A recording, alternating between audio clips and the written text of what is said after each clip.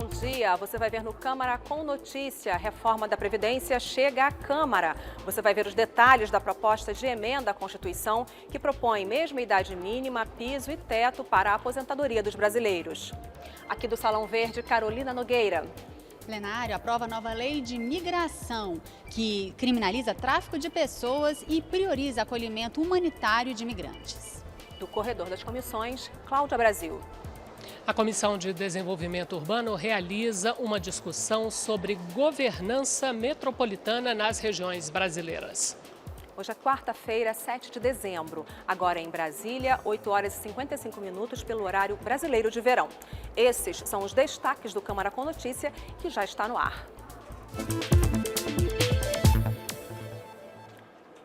O governo apresentou nesta terça-feira a proposta de reforma da Previdência. Ao chegar ao Congresso, o documento ganhou o número de PEC 287. É uma proposta de emenda à Constituição. Conheça agora os detalhes dessa proposta. O primeiro ponto da proposta é o aumento da idade mínima para 65 anos, tanto para os homens como para as mulheres. Além disso, o tempo mínimo de contribuição sobe de 15 para 25 anos. Muda também o cálculo do valor da aposentadoria, que nunca será menor que um salário mínimo. Ela passa a corresponder a 51% das melhores contribuições feitas à Previdência, mais 1 ponto percentual por ano. Para receber o benefício integral, será necessário contribuir por 49 anos. Vai haver uma regra de transição. Homens com 50 anos ou mais e mulheres com 45 anos ou mais vão poder pedir aposentadoria pelas regras atuais. Para isso, vão pagar um pedágio de 50% sobre o tempo de contribuição que faltar quando a PEC entrar em vigor. Essa regra vale por 20 anos. Também mudam as regras para a pensão, que é o benefício que uma pessoa recebe quando o marido ou a esposa morre. A pensão não é integral, mas de 60% com 10% a mais por dependente, limitada a 100%. Passa a ser proibido receber ao mesmo tempo aposentadoria e pensão. A pessoa vai poder escolher o benefício que for mais vantajoso e também pode mudar a escolha depois. Essas mudanças valem inclusive para os servidores públicos. Policiais militares e bombeiros também estão incluídos. Só os militares das Forças Armadas estão fora. Quem também entra na regra geral são os professores, que hoje se aposentam 5 anos mais cedo. Políticos também passam a seguir a regra do INSS, como já acontece com os servidores públicos temporários. Ainda será definida a regra de transição para quem já tem mandato. Outras mudanças atingem trabalhadores rurais, deficientes e idosos. Os trabalhadores rurais passam a ser obrigados a contribuir individualmente. A alíquota ainda vai ser definida. Já a idade mínima para idosos e deficientes solicitarem o chamado benefício assistencial, que hoje é de 65 anos, sobe 1 ano a cada 2 anos até chegar a 70 anos. Na apresentação da proposta feita no Palácio do Planalto, o secretário da Previdência destacou que cabe ao Congresso fazer o debate sobre essas mudanças, mas alertou também sobre a necessidade da reforma. Eu não vejo a não reforma como uma opção. A alternativa não reforma é ocorrer o que aparece hoje em vários estados, que você não conseguir pagar. É isso que eu vejo. O presidente da Câmara, Rodrigo Maia, afirmou que a proposta da reforma da Previdência vai ser votada na semana que vem na Comissão de Constituição e Justiça. Depois disso, vai ser criada uma comissão especial, que terá prazo de 40 sessões do plenário para analisar e votar o texto. Rodrigo Maia recebeu os presidentes de todas as centrais sindicais, junto com o deputado Paulo Pereira da Silva, e garantiu que a sociedade vai ser ouvida antes da votação da proposta. O meu compromisso com as centrais sindicais é que a Câmara de Deputados, nessa matéria, vai ter todo o zelo no trâmite da matéria, nos prazos de regimento constitucionais, no respeito ao debate, na construção de uma comissão geral para que se possa debater o texto que agora todos nós conhecemos, que foi apresentado pelo governo. Eu acho que isso é o mais importante, a gente poder debater. Eu sou a favor da reforma da Previdência, porque eu acho que ela vai ser um estimulador do crescimento econômico, da geração de emprego, da queda da taxa de juros, mas é uma matéria difícil, uma matéria polêmica. E nada mais importante que o debate, que o diálogo, para que a gente possa construir consenso e convencimento para que a matéria possa ser aprovada com uma boa margem de votos no próximo ano, como foi a PEC do teto de gastos. A proposta do governo de reforma da Previdência foi um dos assuntos mais comentados nesta terça-feira aqui na Câmara. Vamos supor que o governo insista em aprovar essa proposta que está aí, né? Nós temos hoje uma rejeição unânime dos trabalhadores do Brasil a essa proposta. Portanto, você tem um combustível perfeito para fazer uma greve geral. É lógico que na negociação nós vamos apresentar alternativas. É mentira essa história do governo de que a Seguridade Social é deficitária. O ano passado, com toda a crise, com toda a dificuldade, a Seguridade Social teve um superávit de 22 bilhões de reais. Isso porque foi um ano difícil, ano de crise e muito desemprego. Mas, historicamente, a média é de 55 a 60 bilhões de saldo da Seguridade Social. Está quebrado da onde? Acho que nós precisamos dar uma solução federativa para a Previdência, nós precisamos colocar isso tudo num saco só e reformar profundamente a Previdência, como foi feito em Portugal, criando uma taxa de solidariedade, todos nós reduzindo os nossos salários, criando, enfim, um pacto nacional para podermos pagar as gerações futuras e para podermos estabilizar e fazer o nosso país voltar a crescer. Ou nós fazemos uma reforma que permita que, no futuro, os segurados da Previdência possam ter condições de receber as suas aposentadorias e pensões, ou não.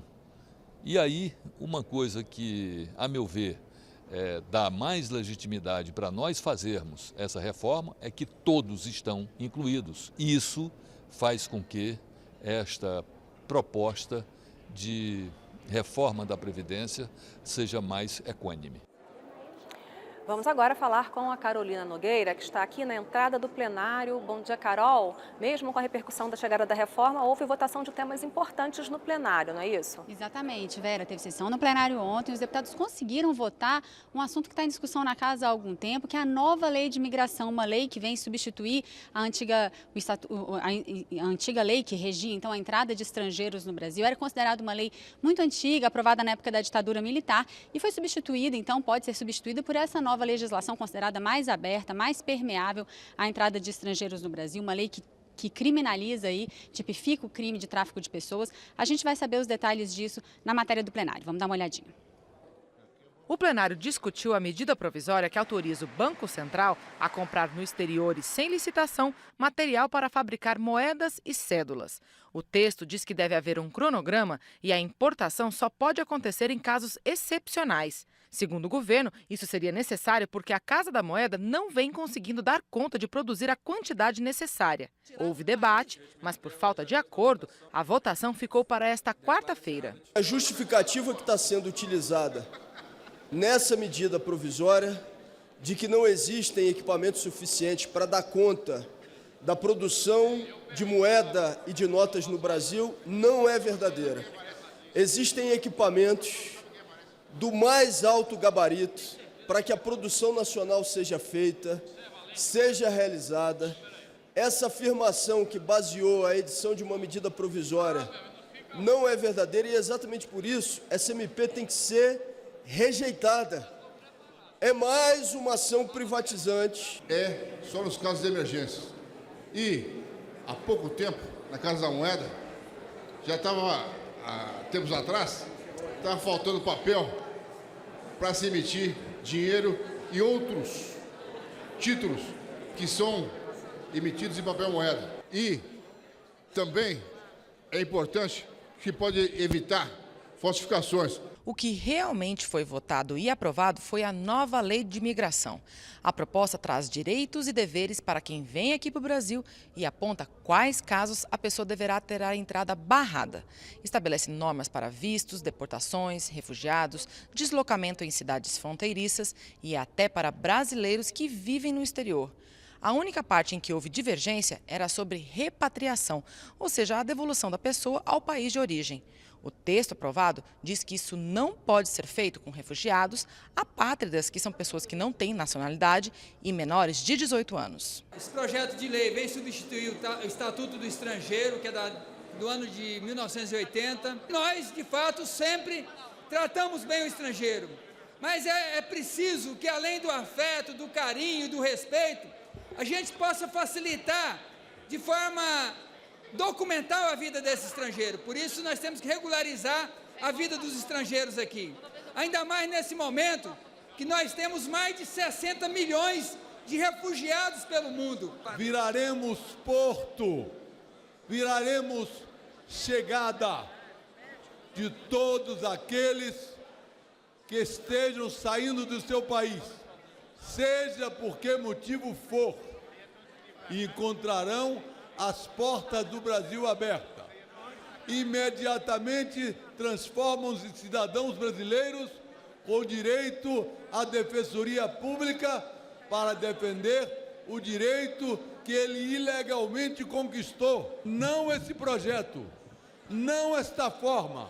Nós não podemos aprovar da forma que está. Apesar da polêmica, o projeto foi aprovado, ele foi aprovado com algumas alterações em relação ao texto original e ele segue agora para o Senado para que essas alterações sejam então validadas pelos senadores. A gente vai conversar sobre a pauta do plenário com a deputada Carmen Zanotto, que é vice-líder do PPS, e também com a deputada Luciana Santos, do PCdoB de Pernambuco. Deputada Carmen, esse projeto da lei do migrante, um projeto que estava tramitando há algum tempo aqui na casa e que é festejado pelas organizações de direitos humanos. Houve polêmica ontem em plenário, qual a opinião da senhora sobre ele? Projeto importante, a sua aprovação foi essencial e necessária. A gente precisa avançar na legislação, aperfeiçoando a legislação, dando clareza para aqueles que estão no Brasil poder regularizar a sua situação e também tipificando aquelas que cometem o crime de tráfico de pessoas. Então, na nossa avaliação, na avaliação do PPS, um projeto absolutamente humanitário, amplamente discutido e necessário. Deputada Luciana, a opinião da senhora sobre esse projeto. Se quiser, a gente pode já avançar em relação à medida provisória que trata de trazer moeda estrangeira para o Banco Central, se a senhora acha necessário também. Sobre a lei de imigração, também concordo com a deputada Carmen que foi um grande avanço que nós fizemos, porque não era possível conviver com a lei que praticamente é obsoleta, porque ela ainda do tempo da ditadura militar, que é o Estatuto do Estrangeiro. Com isso, você regulamenta de modo a garantir seja a soberania do país, né, seja na hora que você também pune aqueles que cometem crime, porque para além de ter o caráter humanitário, num momento em que 60 milhões de pessoas no mundo todo migram por perseguição, seja religiosa, seja política, o Brasil então regulamenta. Agora, isso não quer dizer que quem comete crime, como é, por exemplo, traficante de pessoas e qualquer outro tipo de crime, com drogas, etc., esses serão punidos e prevê também aqueles que serão impedidos de entrar no país. Então, acho que é uma lei que ficou equilibrada, que protege o Brasil e protege também as pessoas que vêm para o país, seja por concurso público, né, seja por afeto, seja por aquilo que venha contribuir com o país e com o povo brasileiro. Sobre a medida provisória que permite a compra de moeda estrangeira, a senhora concorda com os deputados que acham que isso é privatizante ou pode ser uma coisa negativa? Eu fui da comissão especial que debatemos esse assunto. Eu acho completamente desnecessária, não é? Porque o que me consta, a Casa da Moeda não inviabilizou, em nenhum momento ameaçou a emissão de moedas no Brasil. Acho que, de fato, é uma ansiedade muito grande, não é, de desnacionalização, que é a cara que tem sido desse governo interino, tem sido de um forte apego, né, a tudo que é desnacionalização da nossa economia e sem licitação, quer dizer, completamente fora de qualquer padrão de legalidade. Então, a gente conseguiu evitar e chegou a um acordo da solução, que é o seguinte: só quando a Casa da Moeda não conseguir, se ela por algum motivo não tiver emitido até 15% do que estava previsto, então se pode fazer a compra no exterior. Mas se prioriza a compra na Casa da Moeda e mais, ajuda a fazer um planejamento. O Banco Central vai informar a Casa da Moeda um ano antes o que vai ser necessário para a quantidade de papel moeda que o Banco Central vai demandar. E com isso facilita que a Casa da Moeda faça o seu planejamento. Deputada Carmen Zanotto, esse projeto começou a ser discutido ontem. A senhora acha que ele vai para votação hoje? Vai para votação, vai ser aprovado porque é necessário. Nós não podemos correr o risco de não termos papel moeda circulando no país por incapacidade e numa emergência em função da Casa da Moeda não poder produzir a quantidade necessária. Então, com certeza, nós deveremos deliberar e aprovar no plenário hoje, a partir da medida provisória que veio depois do amplo debate que teve na comissão, que foi instalada especialmente para discutir essa medida provisória. Deputada, outra medida provisória que tranca a pauta, e essa que interessa a todos os brasileiros mesmo, é a questão da reforma do ensino médio. A senhora acha que essa matéria já está madura para votação? Como é que a senhora vê esse projeto que vem lá da comissão mista, que veio do governo? Como é que a senhora vê esse aumento na carga horária, ao mesmo tempo que a gente teve aí a PEC do teto de gastos? Como é que a senhora acha que esse projeto chega no plenário? Bom, primeiro que a gente tem que definir a educação como prioridade para o país. O aumento da carga horária significa um aumento de conhecimento. A medida provisória teve várias alterações na comissão, algumas delas fundamentais, que é o retorno da obrigatoriedade das disciplinas de educação física e artes, o apoio do governo federal de 5 para 10 anos a estados e municípios para que efetivamente possam dar conta desta ampliação da carga horária, deste ensino em tempo integral. Uma medida provisória que, num primeiro momento, teve a leitura de que não deveria ser por medida provisória e acabou tendo o efeito positivo do amplo debate na área da educação, com os secretários estaduais, municipais, com a sociedade civil, e vai caber agora ao plenário a sua definição final com relação ao texto que veio e se ainda terá alguma alteração no plenário. Agora, é importante a gente destacar que nós precisamos avançar muito na educação, mesmo enfrentando essa grave crise econômica que nós temos. Por isso, eu acredito que nós deveremos iniciar, pelo menos, a discussão dessa medida provisória ainda esta semana, e talvez a gente não consiga concluir o processo de votação, mas que na semana que vem a gente consiga apreciar no plenário. Deputada Luciana, a opinião da senhora sobre a reforma do ensino médio? Eu considero que essa medida provisória, primeiro a forma que veio, né, medida provisória, para você fazer uma reforma tão estruturante no ensino médio, vai na contramão de um longo debate que houve na sociedade brasileira. Essa casa debateu, por exemplo, a Lei de Diretrizes de Base da Educação por anos. Nós também debatemos recentemente o Plano Nacional da Educação, que prevê metas, né, que prevê inclusive o financiamento para a educação para que a gente chegue ao patamar de 10% do PIB. Essa reforma do ensino médio vai exatamente na contramão de um conjunto de fatores que garante a melhoria da qualidade do ensino, a capacitação dos professores. Quando se coloca, por exemplo, a contratação do notório saber, todos nós sabemos o que é isso. Eu fui gestora, prefeita da minha cidade, sei quanto é importante o concurso público. É uma grande conquista para poder melhorar a qualidade do ensino. Hoje, quando a gente exige na LDB que se tenha mestrado, doutorado, né, todas umas metas para poder qualificar o professor, então você rebaixa a qualidade do ensino na hora que fica subjetivo o significado do notório saber. Fora isso, na prática você só obriga português, matemática e inglês. Nem sequer ciências, que é básico para qualquer... Eu duvido que os brasileiros e brasileiras que pagam na iniciativa privada, eles topem pagar no ensino que só seja obrigatório 3 disciplinas. Eu acho que está se formando uma escola de segunda categoria, exatamente para o ensino público, que só vai ter esse tipo de exigência, e outro tipo de escola para aqueles que sempre puderam pagar pelo ensino. Então, acho que estimula o mercado de ensino no Brasil, além de quando você entra num debate que estava se avançando muito, que era um currículo básico para a educação brasileira, que vai ser voltada mais para o mercado regional, você aumenta a desigualdade regional e faz com que a gente tenha escolas diferentes no Brasil todo, uma escola melhor ou pior, de acordo com a região. Isso, para mim, é um grande retrocesso. Nós vamos fazer um grande debate aqui na casa, porque no Brasil todos os estudantes estão em pé de guerra, né, inconformados com essa medida do ensino médio, ainda mais na forma como ele veio. É o debate que a gente vai acompanhar dentro do plenário daqui a pouquinho. Tem sessão extraordinária que começa daqui a pouco, tem sessão solene na sequência também, a entrega do Prêmio Brasil Inclusão, e a gente vai acompanhar tudo isso. A gente volta agora com a Vera. Obrigada, Carol. Deputadas, o assunto agora é impostos. O presidente da Câmara se encontrou com empresários e descartou a possibilidade dos deputados votarem qualquer proposta de aumento de impostos. Segundo Rodrigo Maia, a Casa não vai aprovar nenhum projeto para onerar a sociedade e impactar o setor produtivo, o que aumentaria ainda mais o desemprego. Rodrigo Maia recebeu em seu gabinete cerca de 40 representantes de entidades do comércio, de serviços, de tecnologia da informação, de transporte de valores e de cargas, de telecomunicações, de publicidade, da saúde, do turismo e da construção civil, entre outros.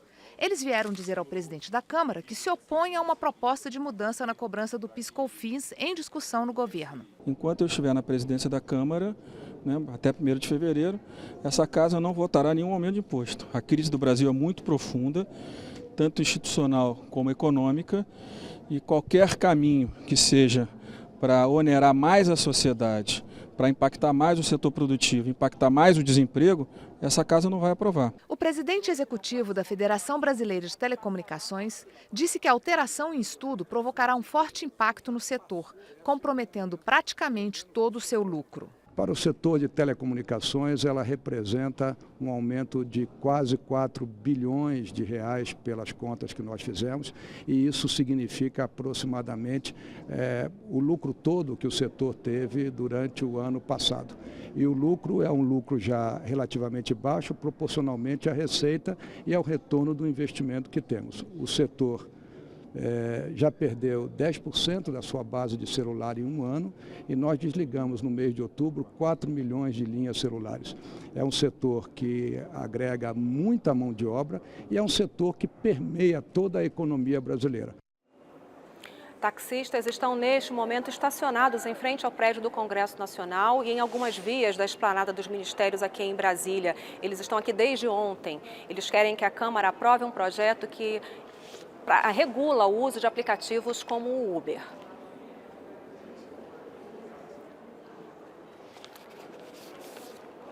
A gente teve um probleminha com o nosso VT, a gente passa daqui a pouco essa questão do Uber para você. Vamos agora então falar sobre um outro tema importante. O deputado Jean Willis alegou no Conselho de Ética que foi xingado pelo deputado Jair Bolsonaro antes de revidar com um cuspe durante a votação do impeachment em abril.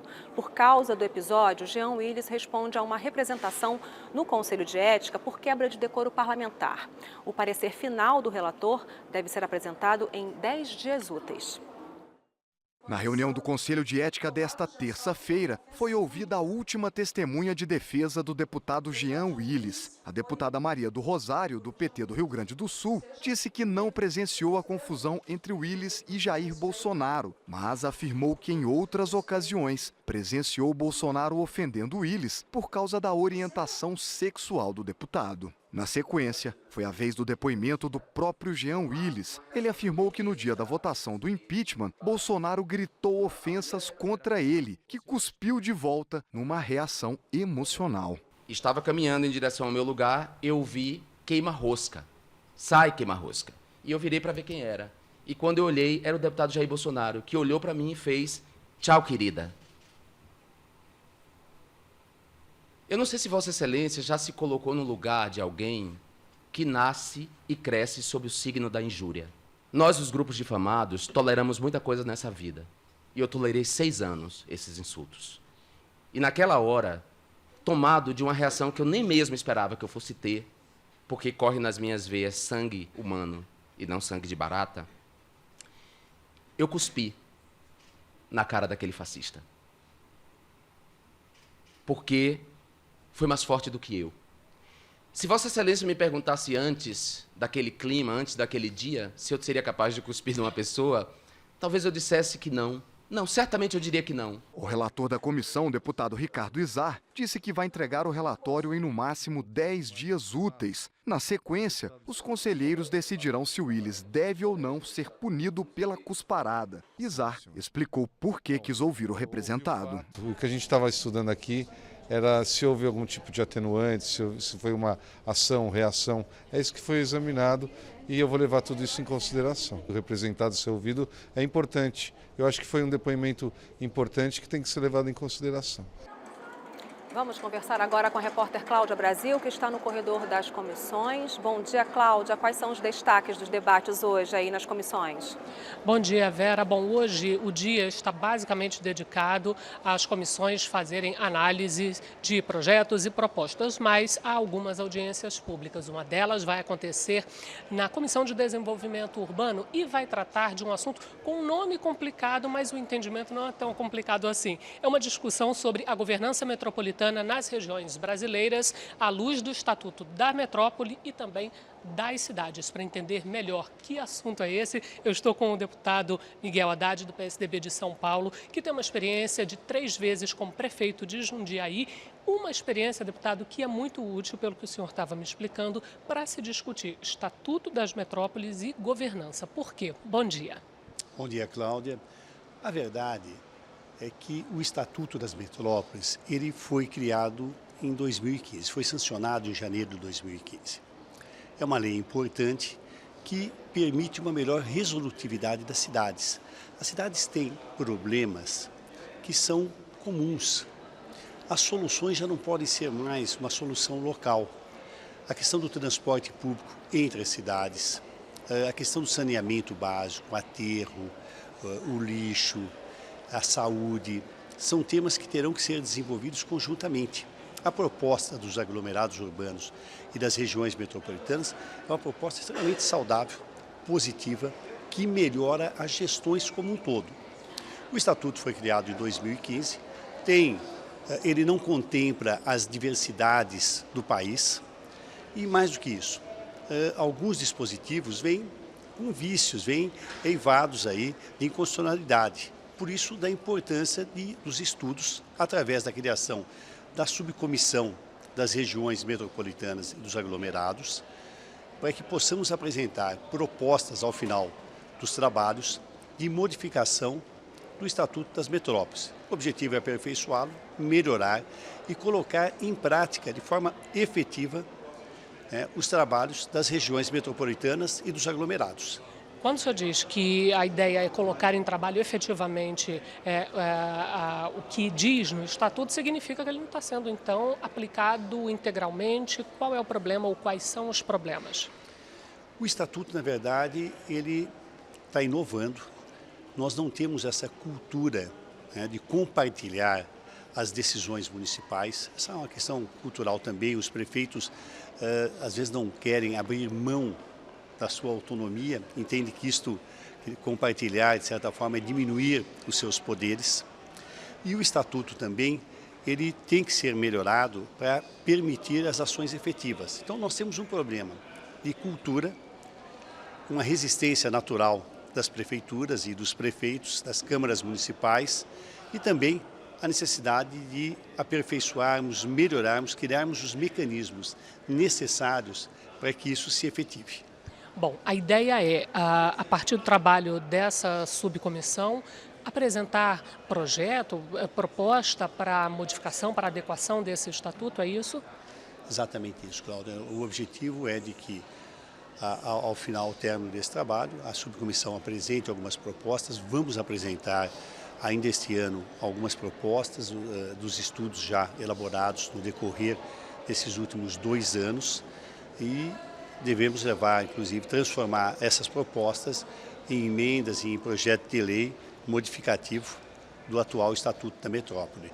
É uma necessidade. As regiões metropolitanas são uma necessidade. Já não se discute mais da importância da sua implantação. Se discute o aperfeiçoamento, a operacionalização das regiões metropolitanas e dos aglomerados urbanos. Deputado Miguel Haddad, muito obrigada pela sua participação, uma ótima audiência pública, obrigada. Muito obrigado.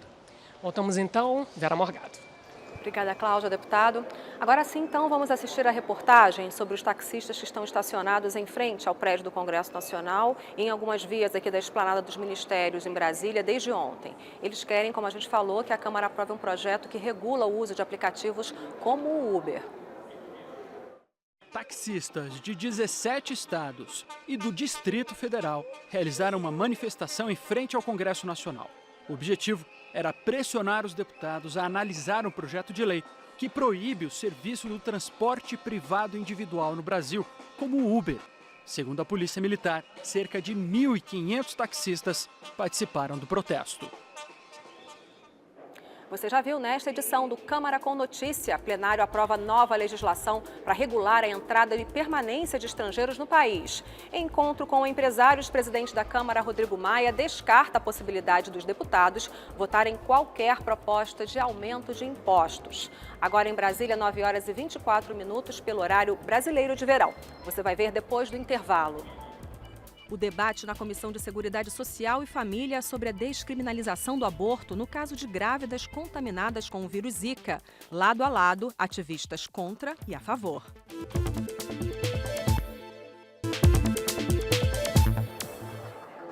Agora em Brasília, 9h25 pelo horário brasileiro de verão. O Câmara com Notícia está de volta. A descriminalização do aborto no caso de grávidas contaminadas com o vírus Zika pode ser julgada hoje no Supremo Tribunal Federal. Nesta terça-feira, o tema foi debatido na Comissão de Seguridade Social e Família aqui da Câmara. A discussão colocou lado a lado ativistas contra e a favor do aborto. A Procuradora Federal do Rio de Janeiro, Marina Filgueira, não chegou a defender a descriminalização, mas enfatizou que nos países onde o aborto não é crime, não houve aumento do número de casos. E falou especificamente das grávidas com o vírus Zika, em que o bebê pode nascer com microcefalia. Elas estão abandonadas, muitas vezes pelos seus próprios companheiros, e estão sozinhas, sem amparo do poder público, que não tem dado conta de absorver essa demanda. O presidente da Associação Nacional de Cidadania pela Vida foi enfático nas críticas ao aborto, até mesmo nos casos de mulheres com Zika. A proteção da vida do nascituro tem prevalência, por princípio, durante toda a gravidez, sobre o direito de autodeterminação da gestante, não podendo ser relativizada. É digna uma criança com síndrome de Down? É digna uma criança com microcefalia? É digna a mãe dessa criança ter que criar um filho com essa doença? Tá? Então, essa discussão, meus amigos, é totalmente despicienda, desnecessária e até muito estranha, para não dizer outra coisa. A mesma opinião tem a presidente do Movimento Nacional da Cidadania pela Vida, Brasil Sem Aborto. Ela mostrou um vídeo em que uma grávida com o vírus Zika resolveu não abortar. Eu não tenho coragem de matar meu filho. Eu olhei para ele, eu disse, velho, vamos embora daqui, não quero ficar aqui não. Quando nós chegou, ele disse, senta aqui para a gente conversar. Eu, pode dizer, ele disse, olha, nós não queríamos um menino, eu disse, era. Não era um rapaz que a gente queria, eu disse, era. Eu disse, então pronto, vamos aceitar nosso filho, da forma que Deus permitiu. A Associação Nacional dos Defensores Públicos, que é a favor da descriminalização do aborto para mulheres contaminadas com o vírus Zika, foi convidada a participar do debate, mas não compareceu. Bom, você acompanha a partir de agora a sessão solene, a sessão extraordinária, direto do plenário Ulisses Guimarães.